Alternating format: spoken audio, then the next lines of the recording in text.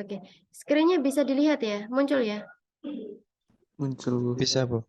Oke, baik ya. Jadi yang biasanya sering muncul dalam susunan laporan keuangan itu ada neraca, ya kan? Terus ada laporan laba rugi, sama ada laporan modal atau laporan ekuitas ya. Tapi ada beberapa juga, jika pengen urutannya itu lengkap, itu juga ada neraca lajur, ada jurnal penutup, dan lain sebagainya. Nah, hari ini itu yang kita bahas ya. Jadi susunan dari laporan keuangan sendiri ya, dalam perusahaan dagang. Oke. Nah, di sini ya, untuk review kembali sistem akuntansi untuk perusahaan dagang itu harus dirancang untuk mencatat penerimaan barang untuk dijual kembali. Ya, memberi informasi jumlah barang yang tersedia untuk dijual, serta mencatat penjualan dan harga pokok yang terjual. Ya, lalu karakteristik perusahaan dagang itu seperti apa sih? Ya, perusahaan dagang harus membeli barang untuk dijual ke pelanggan. Jadi, kita membeli barang, bisa barang mentah ataupun barang jadi yang nantinya akan diolah dan akan disalurkan dijual ke pelanggan ya. Lalu ketika barang tersebut terjual, pendapatan dilaporkan sebagai penjualan dan biasanya untuk biayanya itu diakui sebagai bahan yang disebut dengan harga pokok penjualan ya, cost of merchandise sold ya.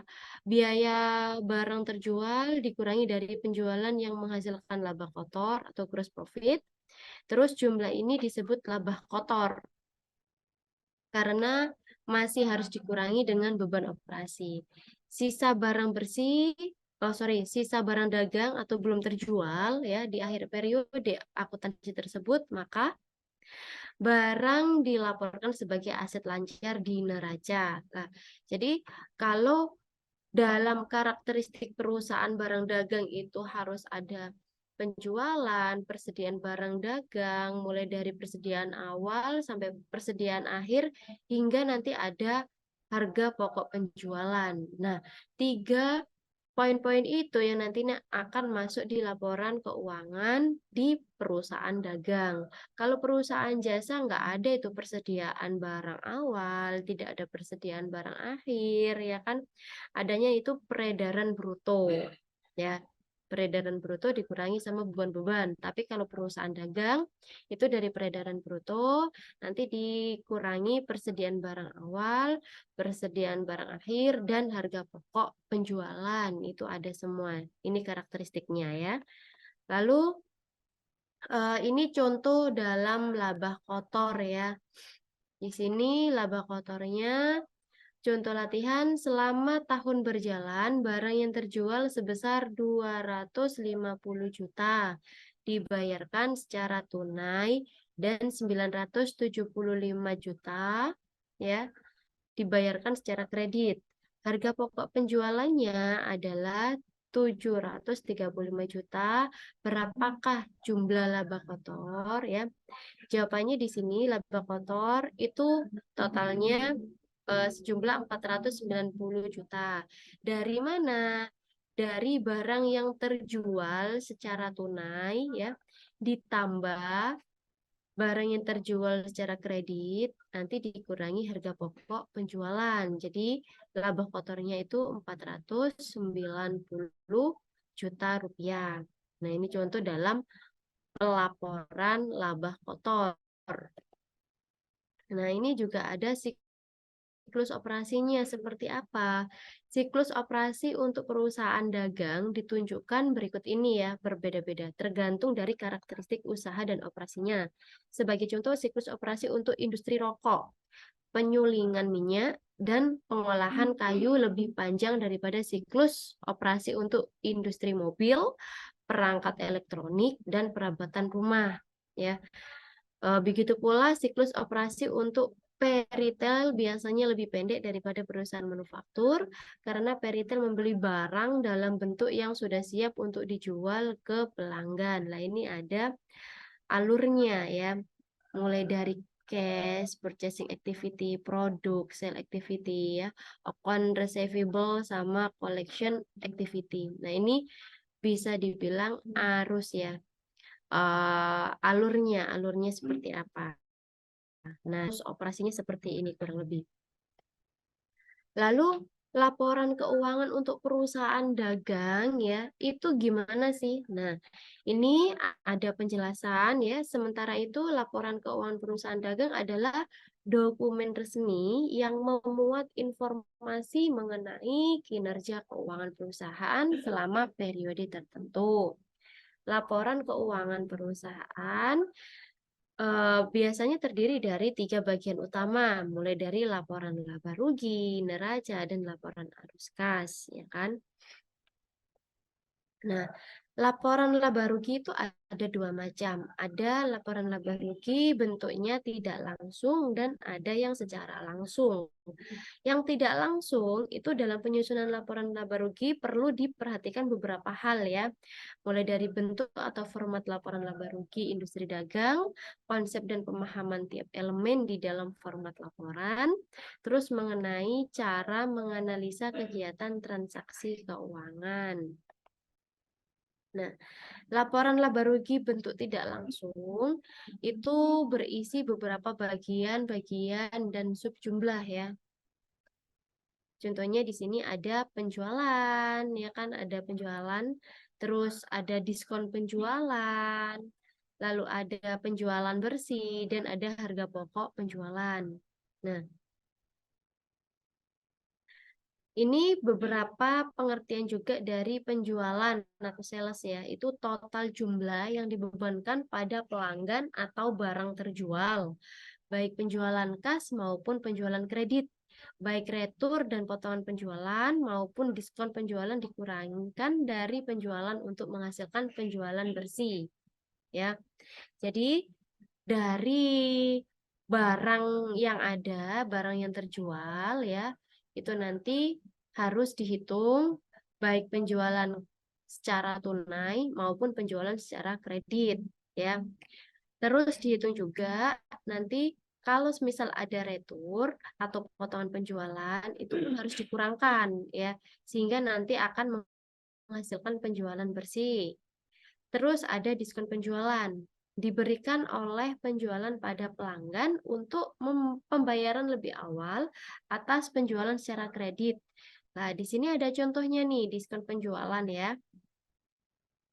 Contohnya, penjual dapat menawarkan diskon 2% dari penjualan senilai 10 juta jika pelanggan membayar dalam 10 hari, ya kan? Jika pelanggan membayar dalam 10 hari, penjual akan menerima uang tunai sebesar 9.800.000 dan pembeli menerima diskon 200.000 ya. Dalam kurung di situ perhitungannya 10 juta dikalikan 2%.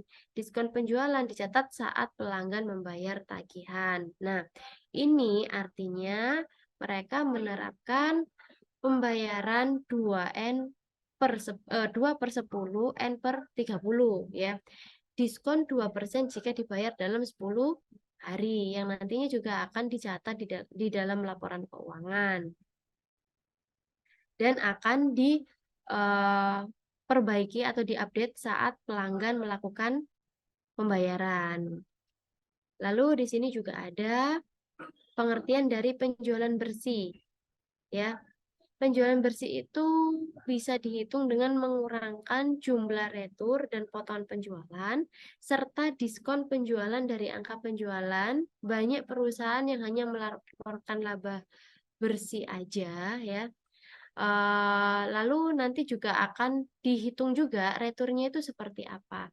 Retur dan diskon secara terperinci itu harus dicatat. Lalu ada harga pokok penjualan, yang artinya biaya barang yang telah terjual ke laporan penjualan mereka, ya kan? Atau biaya barang yang telah terjual ke lapangan untuk menggambarkan penentuan harga pokok penjualan. Asumsikan bahwa solusi net membeli barang seharga 340 juta. Ya, ini contohnya ya, berarti ini langsung ke kasus ya. penjualan itu mengasumsikan bahwa solusi net membeli barang seharga 340 juta selama akhir pertengahan tahun 2010. Jika persediaan pada akhir tahun per 31 Desember 2010 adalah 59.700.000, maka harga pokok penjualan atau HPP selama tahun 2010 adalah 280.300.000 rupiah. Nah, nanti untuk lebih jelasnya, harga pokok penjualan itu apa sih? Itu ada di slide berikutnya ya. Ini secara ringkas, secara singkat untuk penjelasan mengenai harga pokok penjualan. Nah, ini tadi laporan keuangan ya. Jadi, laporan keuangan hampir sama pengertiannya seperti tadi, hasil akhir dari suatu proses akuntansi yang merupakan suatu ringkasan dari transaksi-transaksi keuangan yang terjadi selama tahun buku, yang terjadi selama tahun buku yang bersangkutan ya. Nah, ini dari laporan keuangan biasanya kita mendapatkan informasi yang sangat berguna bagi beberapa pihak dalam pengambilan keputusan. Karena apa?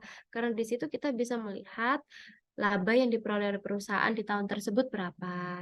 Terus berapa sih kekayaan perusahaan, baik itu asetnya, terus perusahaan kekayaan aktiva tetap ya, terus harta-hartanya itu sampai seberapa, baik itu harta berwujud maupun tidak berwujud, serta berapa hutang dan modal perusahaan selama ini. Jadi kita bisa mengetahui secara gamblang, secara transparan untuk laporan keuangan perusahaan itu seperti apa.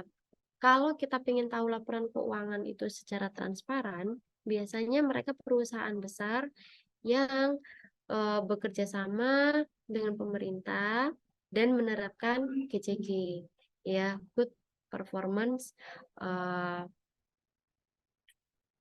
Environment. Jadi biasanya kalau GCG itu perusahaan akan menerapkan secara gamblang, oh laporan keuangannya itu seperti ini, terus sahamnya itu ada berapa, terus biasanya dipakai apa aja, terus pengurangnya atau beban-beban yang dikeluarkan itu apa aja, kayak gitu. Jadi untuk menarik masyarakat dalam membeli saham juga. Lalu jenis-jenis laporan keuangan itu termasuk apa aja? Tadi teman-teman sudah menyebutkan ya. Beberapa jenis-jenis laporan keuangan itu ada laporan arus kas, laporan laba rugi, laporan neraca, dan laporan perubahan modal. Kalau laporan arus kas itu menggambarkan perputaran kas perusahaan yang meliputi kas masuk, itu lebih ke penerimaan kas dan jumlah kas keluar atau pengeluaran kas dalam suatu periode. Nah, laporan arus kas ini biasanya kita itu merekapnya per bulan ya, tiap bulan. Oh, tiap bulan itu penerimaan kasnya berapa? Terus tiap bulan pengeluaran kasnya berapa? Nanti tiap bulan sudah ada arus kas yang akan dijadikan bahan untuk pembuatan laporan keuangan. Lalu ada laporan laba rugi ya. Laporan laba rugi mencakup transaksi individu serta total uang yang diperoleh atau pendapatan yang didapat ya, dan uang yang dikeluarkan. Terus laporan neraca berisi informasi tentang bagaimana laporan posisi keuangan dari suatu perusahaan atau entitas pada suatu periode yang biasanya memiliki jangka waktu 1 tahun. Nah, yang terakhir adalah laporan perubahan modal. Ada laporan yang memaparkan tentang perubahan yang terjadi dalam ekuitas pemilik pada suatu entitas ya untuk suatu periode tertentu. Laporan perubahan modal. Kalau urutan laporan keuangan yang benar itu seperti apa sih? Yang pertama itu harus ada neraca saldo. Ya, yang dimana bagian ini berisi daftar rekening buku besar yang saldonya berada di kolom debit maupun kredit. Neraca saldo disusun setelah jurnal selesai dibukukan dalam rekeningnya masing-masing dalam buku besar. Informasi dalam bagian ini digunakan untuk mengecek keseimbangan kredit, dan debit pada seluruh rekening di dalam buku besar, ya kan? Nah, jadi yang pertama itu membuat neraca saldo, yang kedua itu menyusun jurnal penyesuaian, ya. Jurnal penyesuaian kemarin sudah disampaikan di semester sebelum UTS kemarin ya. Terus urutan kedua dalam laporan keuangan itu adalah jurnal penyesuaian yang berisi tentang transaksi yang terlewat untuk dicatat dan belum sesuai dengan kondisi pada akhir periode. Kayak kemarin, pembelian, penjualan, retur, seperti itu. Lalu membuat neraca lajur. Bagian ini dibutuhkan untuk memudahkan penyusunan laporan keuangan. Pembuatan neraca lajur dimulai dari neraca saldo sampai dengan penyesuaian data yang mengacu dari jurnal penyesuaian. Ya, saat saldo telah disesuaikan, maka muncul pada kolom neraca saldo yang disesuaikan saldo tersebut yang nantinya dilaporkan pada laporan laba rugi dan neraca. Yang keempat, membuat laporan laba rugi atau perubahan modal. Dan yang kelima adalah melakukan penyesuaian urutan laporan keuangan ya selanjutnya, yakni saat seluruh rekening dalam buku besar sudah disesuaikan, maka langkah selanjutnya adalah menutup rekening nominal di laporan laba rugi ya. Kemudian Anda bisa memindahkan saldo laba rugi ke dalam rekening laba yang tidak dibagi. Nah, jadi yang kelima itu melakukan penyesuaian. Yang keenam, menyusun neraca saldo penutupan. Ya, jadi dipastikan isi dari neraca ini hanyalah rekening real, ya, sehingga tidak termasuk rekening nominal yang telah ditutup. Lalu, nah biasanya susunan laporan keuangan ya tiga ini, neraca, perhitungan laba rugi, sama laporan perubahan modal yang sering dipakai. Dan yang dilaporkan di eh, pelaporan pajak biasanya ya ini neraca, terus perhitungannya, sama laporan perubahan modal.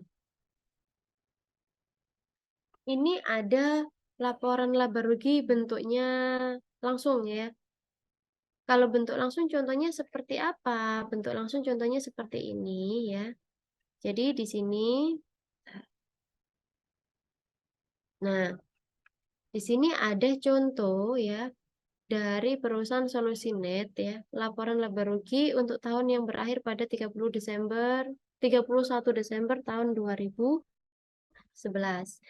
Ada beberapa akun pendapatan ya. Pendapatan terdiri dari penjualan bersih, pendapatan sewa, akhirnya ada jumlah pendapatan ya. Kalau di sini penjualan bersihnya sebesar 708 juta 255.000, pendapatan sewanya 600.000, dan jumlah pendapatannya adalah 700 juta 708.855.000. Nah, dikurangi sama beban-beban. Bebannya apa? Ada harga pokok penjualan, beban penjualan, beban administrasi, beban bunga. Nah, dari beban ini dijumlah bebannya totalnya sekitar 633.455.000. Ya, dari pendapatan itu dikurangkan dengan beban-beban yang ada sehingga ada yang namanya laba bersih sebesar 75.400.000 rupiah. Nah, ini contoh laporan laba rugi versi singkat ya. Terus ada juga laporan ekuitas pemilik atau modal ya. Nah, di sini modal, contohnya modal Cinta-Cita 1 Januari 2011 itu sebesar 153.800.000 rupiah. Terus laba bersih tahun berjalan itu 75.400.000 rupiah. 75 ini berasal dari ini ya. Jadi masih berlanjut di laporan laba rugi ini 75.400.000 rupiah. Dimasukkanlah ke sini. Lalu dikurangi penarikan, ya mungkin di sini ada prefer, ya kan, yang diambil oleh pimpinan atau pemilik sebesar 18 juta. Lalu kenaikan pada ekuitas pemilik sebesar 57.400.000 rupiah. Lah, ini dari 75 juta dikurangi 18 juta. Maka modal Cinta-Cita per 31 Desember 2011 totalnya 211.200.000 rupiah. Nah, ya. Lalu neraca. Nah, neraca dapat disajikan dengan aset berada di sisi kiri serta kewajiban dan ekuitas pemilik di sisi kanan. Bentuk neraca seperti ini ya, nanti akan saya tunjukkan. Nih, bentuk neraca. Ya, seperti kemarin kita membahas mengenai neraca, ada aset lancar atau aktiva lancar ya. Terus ada aset tetap, terus ada kewajiban, ada ekuitas pemilik.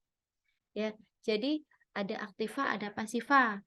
Kalau ini bentuknya menurun. Kalau kemarin contohnya kan aktivanya sebelah kiri, pasifanya sebelah kanan. Nah, kalau ini secara menurun ya. Lah, asetnya di sini ada aset lancar sama aset tetap. Aset lancarnya meliputi apa aja kalau neraca? Ada kas, piutang usaha, persediaan, bahan habis pakai, sama asuransi dibayar di muka. Slide-nya belum berubah, Bu. Lah, makanya di sini ada jumlah aset lancar ya. Nominalnya tertera di sini. Terus ada aset tetap itu meliputi apa aja sih aset tetap? Tanah sama peralatan toko. Nah, sama peralatan kantor itu aktiva tetap. Tapi dalam peralatan itu nanti pasti ada yang namanya penyusutan ya. Jadi nanti dikurangi sama penyusutan. Nah, untuk penyusutannya sendiri itu kenapa kok bisa tertera sekian? Kalau peralatan biasanya masuknya itu di kelompok 1 yang dimana nanti perhitungannya itu 12%, 12,5% ya. Jadi penyusutan itu ada yang potongannya tiap tahunnya itu 12,5%, ada yang 25%, terus ada yang lebih dari itu ya. Jadi masanya itu ada yang 4 tahun, ada yang 8 tahun, dan ada yang 10 tahun. Kalau tanah ada permanen, ada permanen dan non permanen ya, tanah dan gedung biasanya gitu. Itu untuk penyusutannya bisa sampai 10 tahun atau 20 tahun.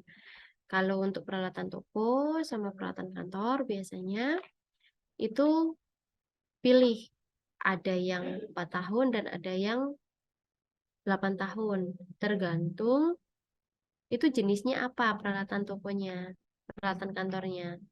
Kayak mobil itu masuk ke peralatan kantor, sepeda motor dan lain sebagainya. Lalu dari sini jumlah-jumlah dari aset lancar dan aset tetap dijumlah semuanya, dan kalau sudah nanti kita masuk ke kewajiban. Nah, kewajiban ini adalah hutang ya. Jadi saya ulang kembali untuk neracanya ya. Seperti yang minggu lalu kita kan juga membahas mengenai neraca. Nah, di sini ada aset lancar ya. Aset itu ada aset lancar sama aset tetap. Aset lancar itu meliputi kas, piutang usaha, persediaan, bahan habis pakai, sama asuransi dibayar di muka. Nah, asuransi dibayar di muka itu biasanya seperti apa sih? Bisa kayak asuransi BPJS, kayak gitu ya. Atau asuransi-asuransi yang lain. Asuransi kan banyak macamnya ya. Lalu ada aset tetap. Aset tetap di sini ada tanah, peralatan toko, ada peralatan kantor. Nah, untuk tanah di sini bisa jadi dua pilihan ya. ada yang permanen sama non permanen. Biasanya kalau permanen ya selamanya di sana.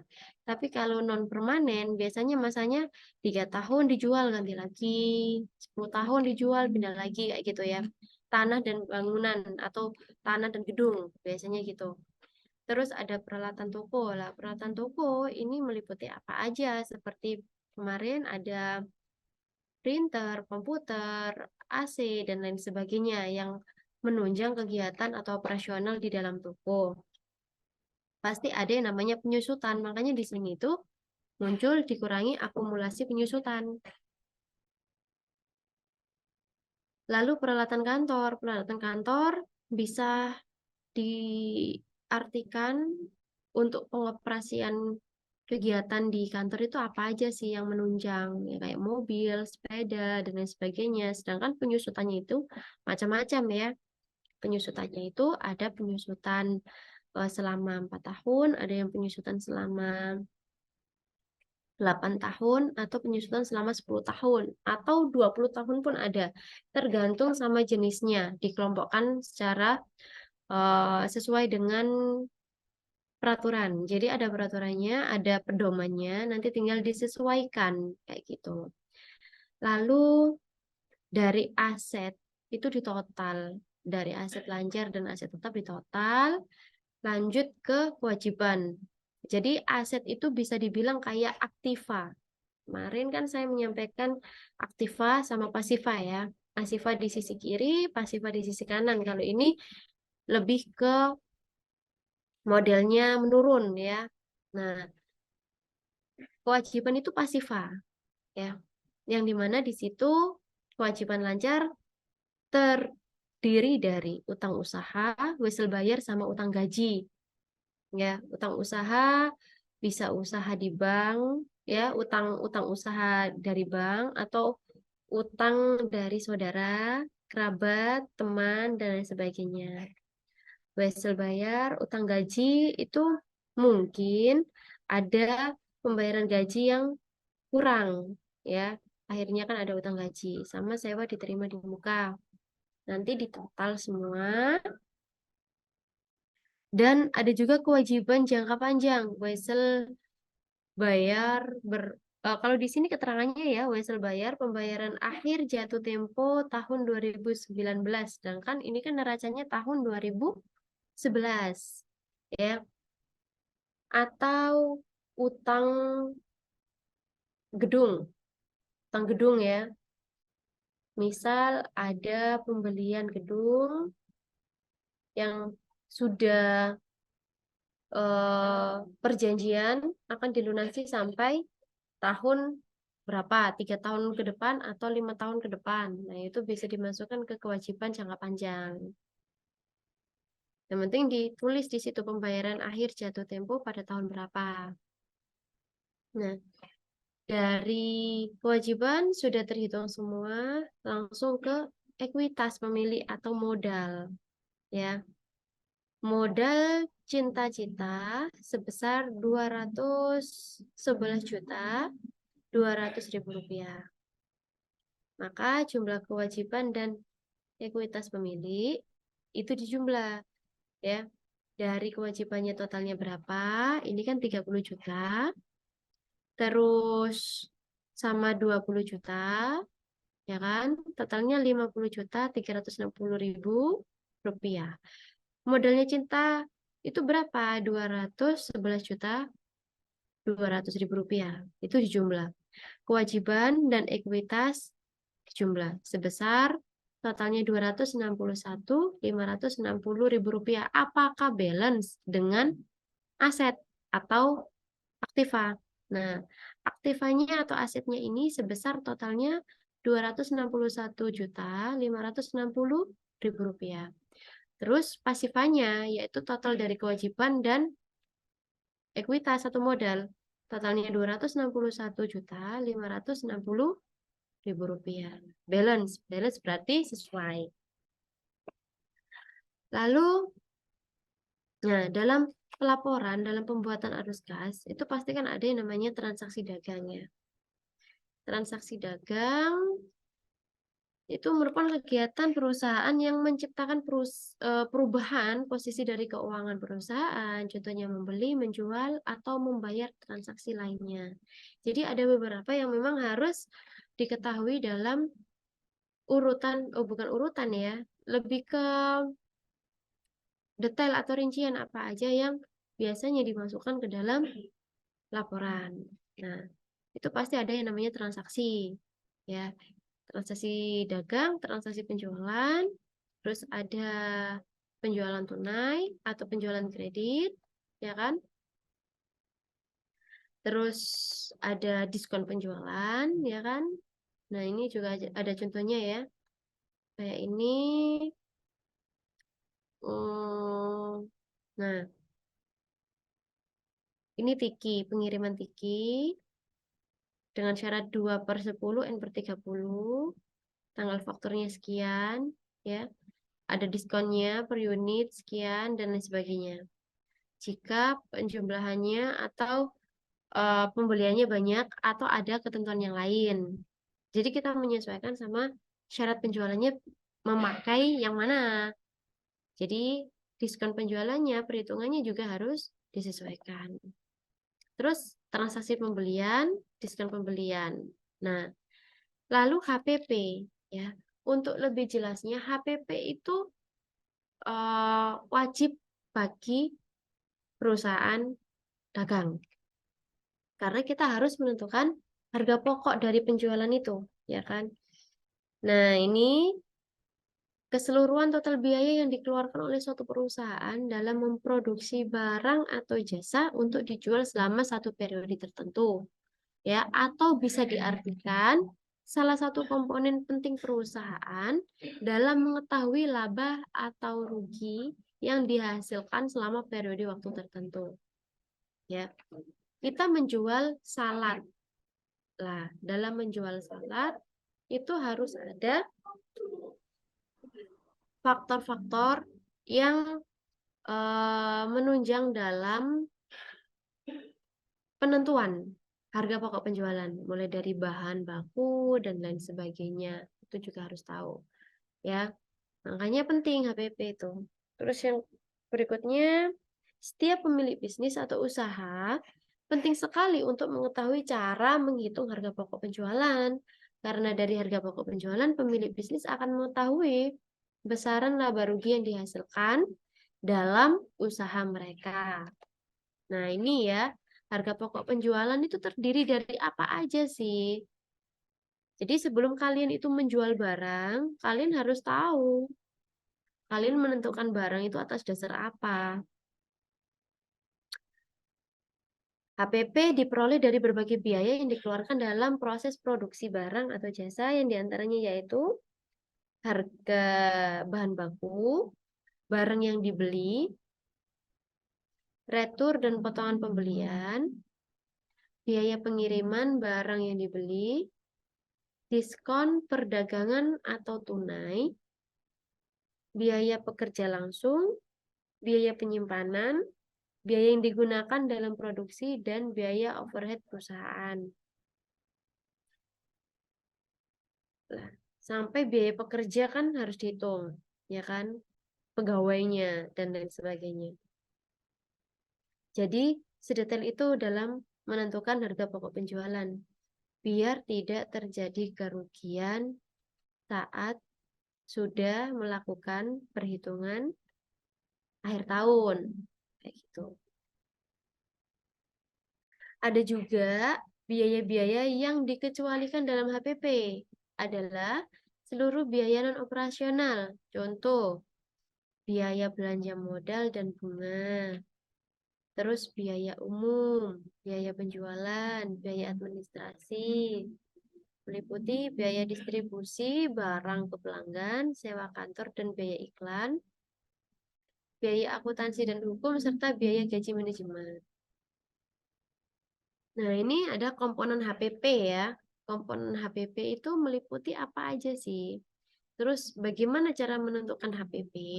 Ya, sebelum dapat menentukan harga pokok penjualan, pemilik perusahaan itu harus memahami komponen-komponen HPP. Secara garis besar, komponen itu terdiri dari 3 komponen yang akan digunakan dalam perhitungan harga pokok penjualan. Yang diantaranya yaitu, yang pertama persediaan barang awal atau awal barang ya, persediaan awal barang. Nah, persediaan awal barang masuk dalam komponen HPP, biaya yang nantinya akan masuk ke dalam proses perhitungan HPP. Maksud dari persediaan awal barang adalah dengan mengetahui total persediaan barang pada awal periode tertentu yang dimiliki oleh perusahaan. Ya, persediaan barang ini berupa stok barang yang tersedia yang akan digunakan untuk proses produksi. Jadi dihitung semua stok-stoknya di awal tahun, biasanya gitu. Yang kedua adalah pembelian bersih. Komponen kedua yang akan masuk dalam perhitungan PP adalah perhitungan bersih yang pastinya setiap perusahaan akan terus melakukan pembelian barang dagang, baik secara tunai maupun secara kredit untuk menjaga stok barang dalam keadaan aman. Yang ketiga itu persediaan barang akhir. Jumlah stok barang yang tersisa dari proses produksi di akhir periode tertentu. Ya. Rumusnya HPP itu ini ya teman-teman ya. Rumus HPP adalah persediaan awal barang ditambah pembelian bersih dikurangi persediaan akhir barang. Lalu di sini sebelum menghitung HPP terlebih dahulu ya perusahaan harus menghitung total pembelian bersih dan penjualan awal. Mulai dari menghitung pembelian bersih rumusnya seperti apa? Ya. Sorry. Nah, ini ya. Dari pembelian bersih di situ teman-teman bisa lihat ya. Untuk rumusnya sudah ada di situ. Lalu contoh perhitungan HPP-nya seperti apa sih? Di sini ada contoh perhitungan ya. Selanjutnya untuk lebih memahami seputar HPP, kita akan praktek secara langsung menghitung harga pokok penjualan dengan contoh kasus perdagangan di bawah ini. Salah satu perusahaan dagang yang berfokus menjual produk pakaian ya, sedang merangkum laporan akhir tahunan dan terdapat data sebagai berikut. Pembeliannya 350 juta, ongkos angkut pembelian 25 juta, retur pembelian 30 juta, potongan pembelian 15 juta, persediaan awal tahun 2021 400 juta, dan persediaan barang di akhir tahun 2021 adalah 500 juta. Nah, maka perhitungannya seperti ini. Jadi untuk pembelian bersihnya itu kan total pembelian tunai dan kredit plus biaya angkut dikurangi retur pembelian plus potongan pembelian. Tadi total pembelian tunai dan kredit sebesar 350 juta ditambah 25 juta. Nah, ini ya. Pembelian 350 juta ditambah angkut pembeliannya 25 juta. Dikurangi retur pembelian ya ditambah potongan pembelian 30 juta dikurangi 15 juta. Nah, ini retur pembeliannya 30 juta, potongan pembeliannya 15 juta. Maka totalnya adalah 310 juta. Ya. 310 juta itu adalah pembelian bersih.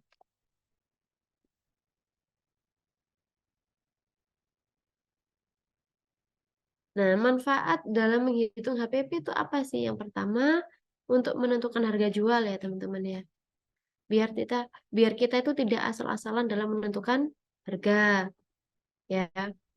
Lalu untuk menghitung margin laba kotor ya.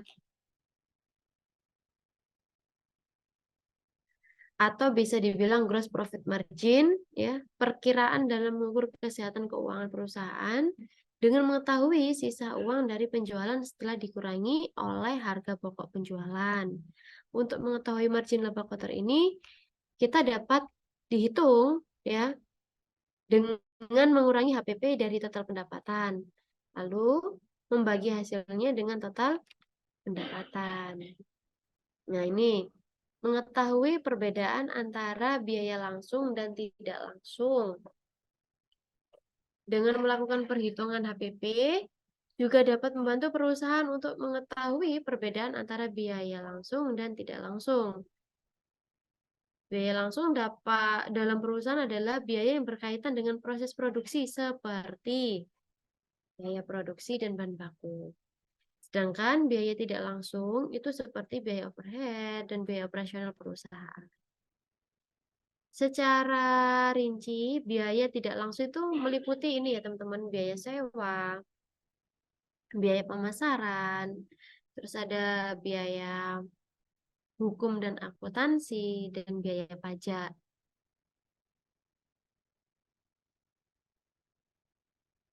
Nah,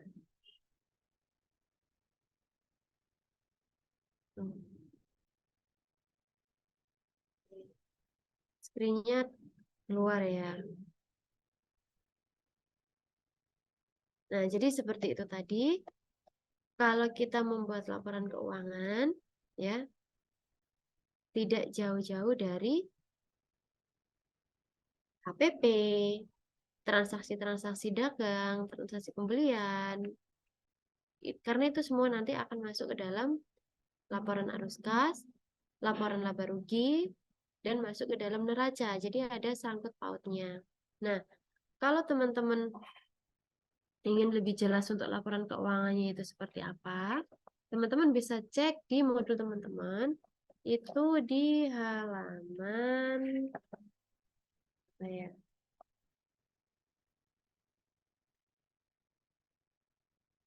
Sudah ya? Oke, kalau gitu terima kasih banyak teman-teman untuk hari ini. Semoga bisa diterima dengan baik ya. Kita ketemu lagi minggu depan di hari dan jam yang sama ya. Bila ada salah kata mohon maaf. Saya akhiri. Wassalamualaikum warahmatullahi wabarakatuh. Waalaikumsalam warahmatullahi wabarakatuh. Tuh. Ingin cepat kerja atau kuliah sambil kerja? Bisa daftar dari rumah dan bisa belajar dari rumah. Dapatkan beasiswa pendidikan sampai dengan 100%. Hubungi via WhatsApp 0821 4114 6488 atau sosial media kami, Instagram, Facebook, maupun website.